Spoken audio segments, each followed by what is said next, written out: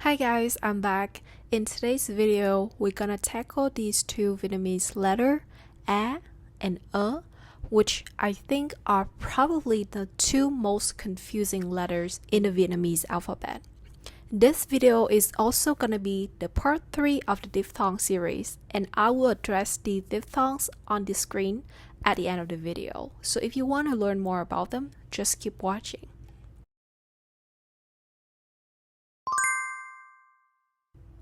I believe you probably learned the Vietnamese alphabet by now, and I bet you know how to say these first 3 letters of the alphabet.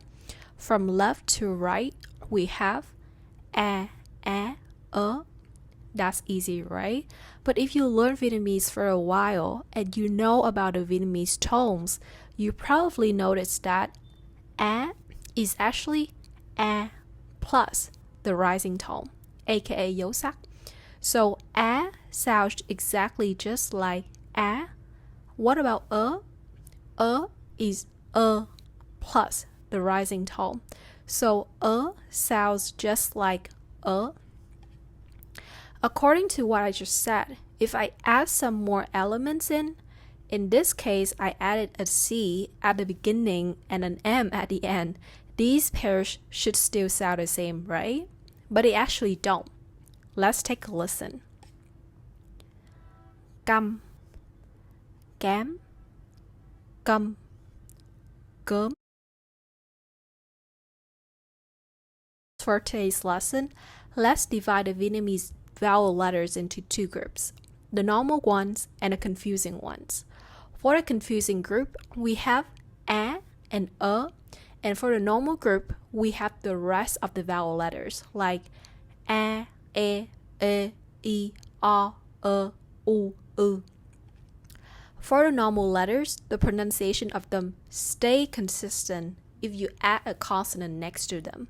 For example, A, An, Vang, Vàng, E, Me, Me, V, V. You see how the pronunciation of the normal vowels stay the same through each step, right? However, that isn't the case for the 2 confusing letters A and In fact, the way you read them on their own doesn't give you any idea how you would read words that have these 2 letters in it. That's why I call them confusing. For example, if you were to add an M behind the letter A, you would expect something that goes like this, A, and then right? But in fact, it's actually For the letter if you add an M behind it, you would expect something that goes like this, and then It's actually confusing, right? So how are you gonna read words that contain these 2 confusing letters in it? The bad news is you have to learn all the possible rhymes by heart. By the way, rhyme is vowel plus ending sound.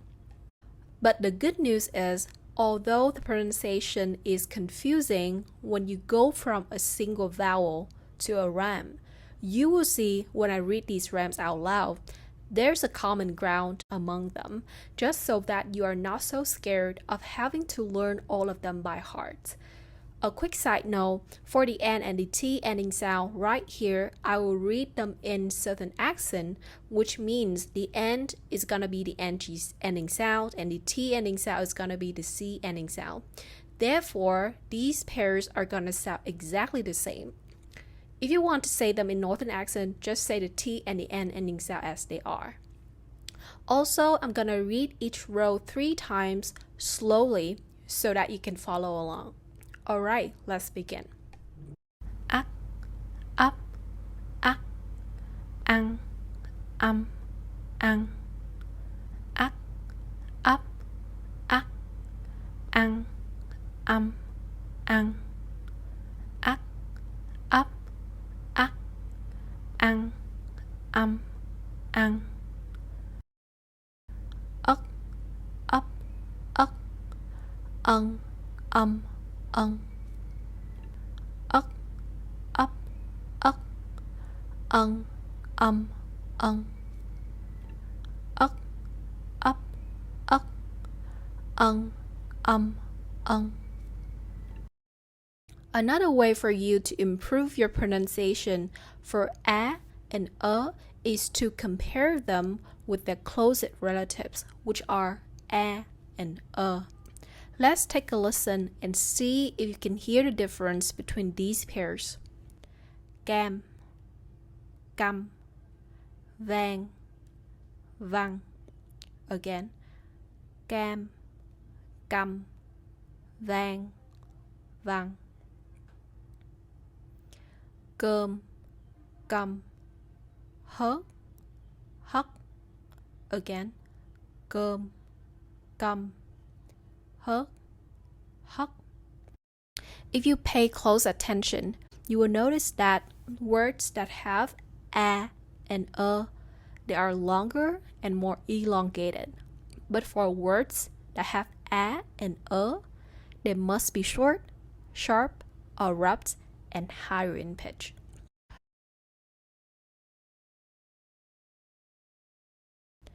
Cam, căm, vang, vang.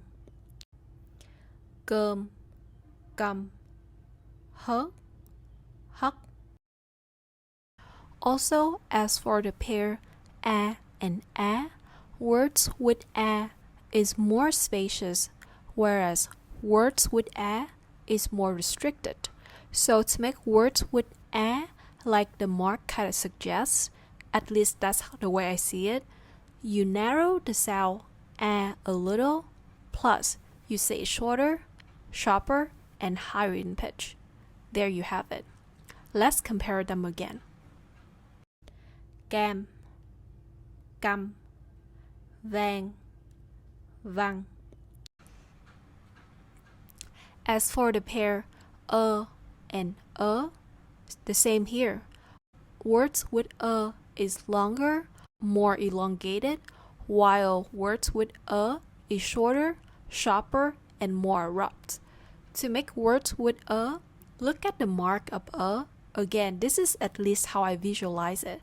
The mark kind of suggests you to expand the sound vertically a little bit compared to So you open your mouth a little more, plus you say it shorter, sharper, and higher in pitch.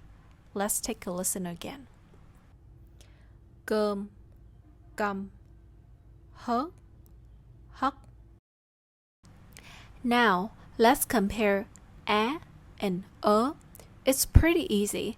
As you already know from previous section, a and is both short, high-pitched sounds. There are two differences between them though. First, a is closer to a, while is closer to It's like the schwa sound. The second difference is again looking at the marks.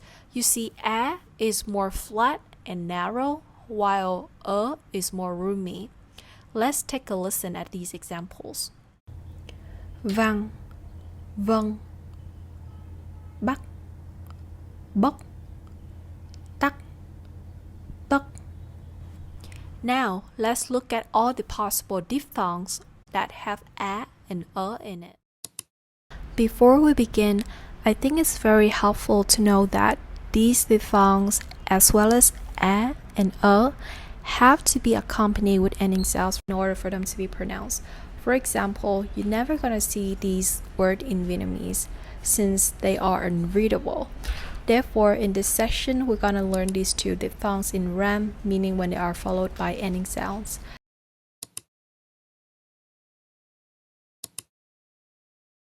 I've said this a couple of times in my previous videos that if you see a word that has U, R, O in it, it's very likely that you have to route your lips in order to say the word.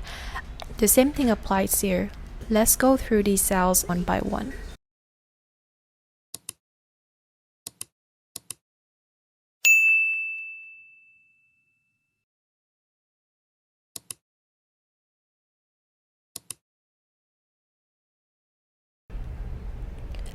Ác, oác, áp, oác, ác, oác, ăn, oăng, âm, oăm.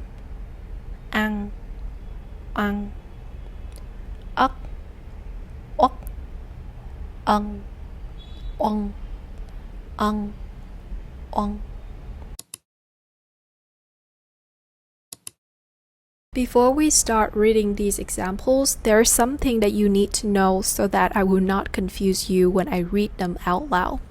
In Vietnamese, words that end with C or T ending sounds can only take two tones. One is the rising tone, aka dấu sắc, and the second is the dot tone, aka dấu nặng. In the previous section, the way I read all the rhymes were by adding in the rising tones to them in my head so that I can read them out loud. The reason why I didn't add the tone for you to see it on the screen is because I don't want you to get confused. You will never be able to read out any words like this in Vietnamese without a tone. They have to have either the rising tone or the dot tone in order for them to be readable. Therefore, for these words right here, I'm gonna start reading the rhyme with the tones first and start to add in other elements step by step. For the rising tone, you have to raise your voice to make it higher. For the dot tone, you have to lower and deepen your voice. That's it. Let's get started.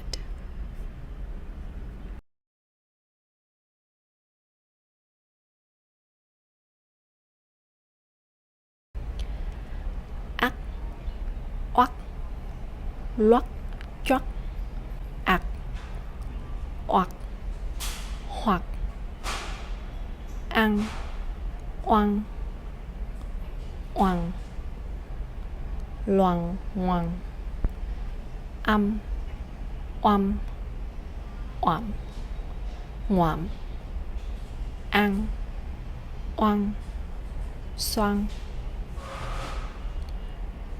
ậc, uậc, luật, ân, uân, khuân, ân, uân, luân.